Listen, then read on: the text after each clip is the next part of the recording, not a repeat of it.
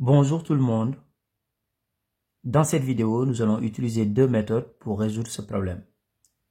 Dans un collège, chaque élève doit choisir une des trois langues.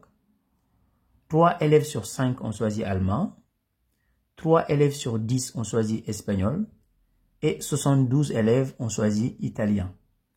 Maintenant, notre objectif, c'est de trouver le nombre total d'élèves de cet établissement.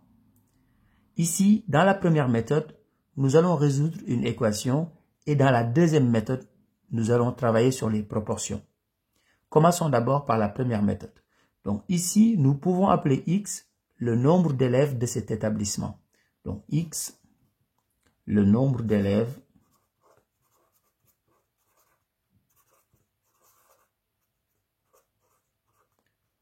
de cet établissement.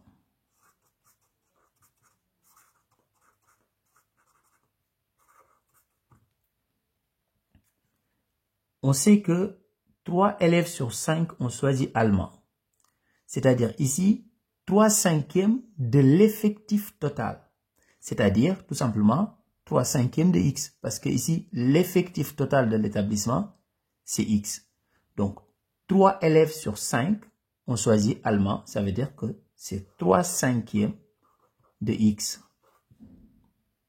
Maintenant, je vais ajouter ceux qui ont choisi espagnol. Ceux qui ont choisi espagnol ici, on a 3 élèves sur 10 ont choisi espagnol. C'est-à-dire 3/10 de l'effectif total. Et ici, l'effectif total, c'est x. Donc, c'est 3/10 de x. Et on va ajouter le nombre de personnes qui ont choisi italien. Donc, 72. Donc, plus 72. Donc, si on fait la somme, on obtient l'effectif total de l'établissement. Donc, ceux qui ont choisi allemand, plus ceux qui ont choisi espagnol, plus ceux qui ont choisi italien. Donc, si on fait la somme, c'est égal à l'effectif total de l'établissement. Et l'effectif total de l'établissement, c'est ce que nous avons appelé x. Donc, ici, je peux mettre égal x. Mais égal x, je peux le mettre de ce côté-là ou de ce côté-là. C'est exactement la même chose. À la fin, on trouve le même résultat. Mais c'est plus facile de le mettre de ce côté-là parce que ça va simplifier les calculs. Donc, je mets égal x de ce côté-là. Maintenant, qu'est-ce que je vais faire? Je vais mettre tous les termes en x dans le premier membre. Donc, ici, je vais garder les x. Donc, j'ai x. 3/5 de x dans le second membre. Donc, je le mets dans le premier membre. Ça devient moins 3/5 de x. De la même manière, 3/10 de x dans le second membre. Je le mets dans le premier membre. Ça devient moins 3/10 de x.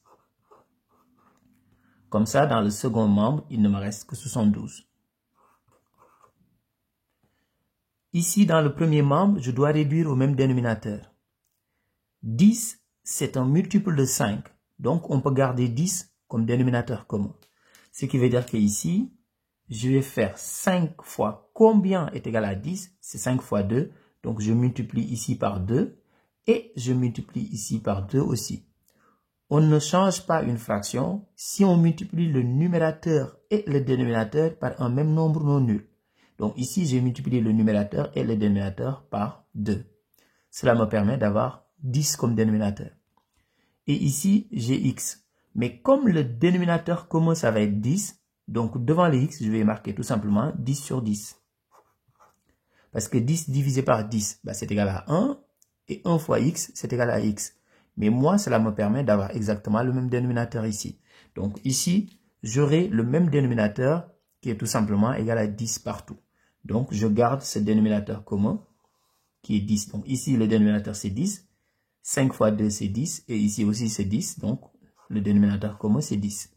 Et au numérateur, donc ici j'aurai 10x moins 3x fois 2, donc 6x ici, moins 3x est égal à 72.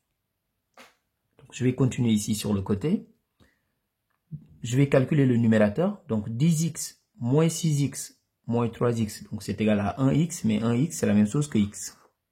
Donc, sur 10 est égal à 72.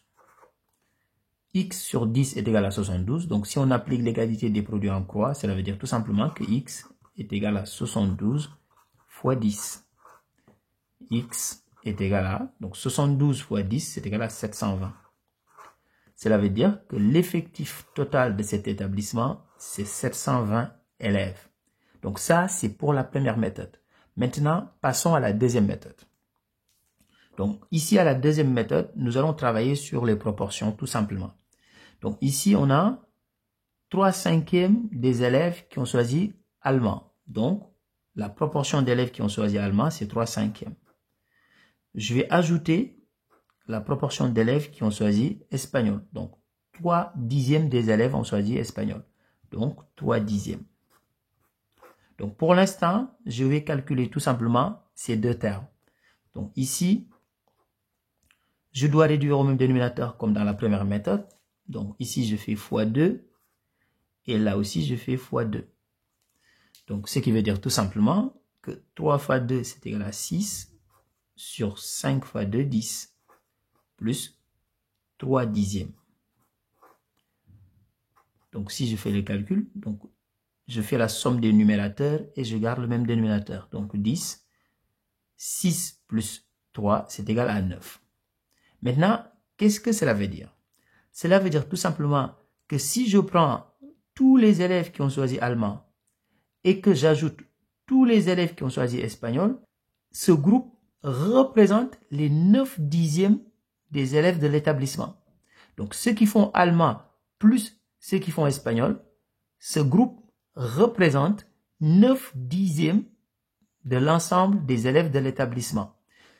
Ça veut dire tout simplement que ceux qui font italien, donc, représentent 1/10. Parce que si je fais 10/10 moins 9/10, je trouve tout simplement 1/10. Ce qui veut dire que ceux qui font italien représentent tout simplement 1/10 des élèves de l'établissement. Mais on connaît le nombre d'élèves qui ont choisi de faire italien. Ils sont 72. Donc, ça veut dire tout simplement que les 72 qui ont choisi italien représentent 1/10 des élèves de l'effectif total. Donc, ça veut dire tout simplement qu'ici, le nombre total d'élèves de l'établissement, c'est tout simplement 72 fois 10. Et 72 fois 10, on l'a calculé tout à l'heure, c'est égal à 720. Donc ici, on trouve aussi 720 élèves. Donc, n'oubliez pas de faire une phrase réponse. Donc ici, on dira tout simplement que le nombre total d'élèves de cet établissement est de 720. Ici, je fais la phrase réponse. Donc, le nombre total d'élèves de l'établissement